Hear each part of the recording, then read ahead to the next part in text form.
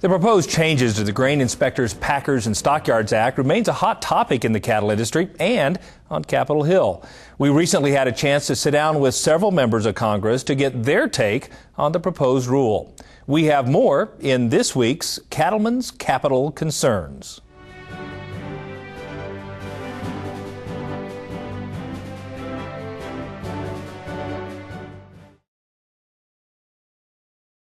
GIPSA rule because we're free market traders. Our cattlemen, as well as all our farmers and ranchers, are basically free market folks.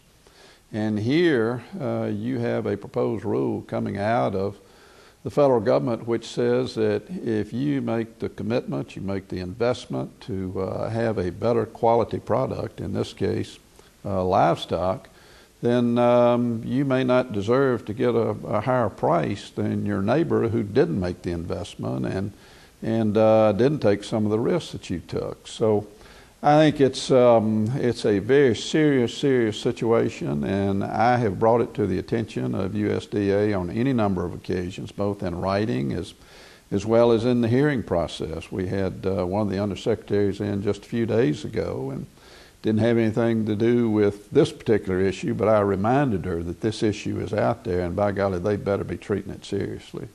The issue of GIPSA and how we treated in the 2008 Farm Bill American beef products, and the whole beef industry was thoroughly debated.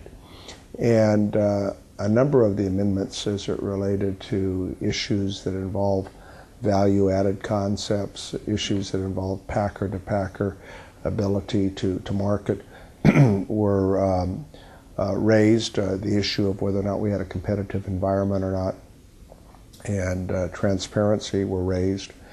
And I think that amendments were adopted to the Farm Bill based on merit, and those that did not have merit were rejected. I say that because clearly, in my opinion, in the hearing that we held in July with the subcommittee, with House Agricultural Subcommittee, the testimony by the USDA on their proposed rulemaking to implement the 2008 Farm Bill, I think went in direct contradiction to the bill that was signed into law that now the United States Department of Agriculture is given the responsibility to implement.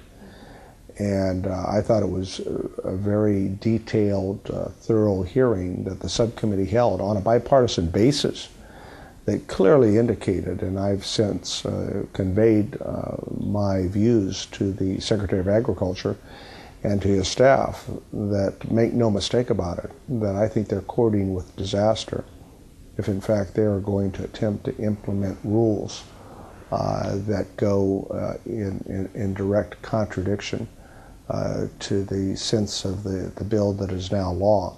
I think it's a rule we need to look careful at, which is one of the reasons why I held my hearing. I felt that it was very cavalier for USDA to, in my estimation, undermine the intent of the Congress and some of the things that they wanted to do we had objected to with the Farm Bill. It was clear. Felt it was a violation there. And certainly the least we could do is to extend that comment period so that they would have more time. And so we were successful to do that. Well, everybody's opposed to the proposed GIPSA rule. All of our livestock people are. And it's raised a lot of the temperature here in the Capitol because of that. I hear it across Iowa, and I've been all around this country over the last few months, and it's the same thing. All our livestock producers say, can you just get your nose out of our business? If we want to have a contract with a packer or a processor, we want to have that contract. And if we want it to be confidential, that's between us. This is an effort on the part of the administration to put another one of the pieces in the jigsaw puzzle in place to establish a complete nanny state. as if they need to be engaged in every contract sale that's going on, and they would like to reduce the livestock production contracts down to so that all livestock, whether it be beef or whether it be pork especially, becomes one commodity rather than any kind of bonuses or any kind of premiums that are paid. And we have breeders out there and feeders that get paid a premium for a high quality product. I want to be able to access that high quality product, and that's not going to happen if the GIPSA rule goes through. Speak out on the proposed GIPSA rule. The public comment period is open until mid-November. For details, visit our website at beefusa.org.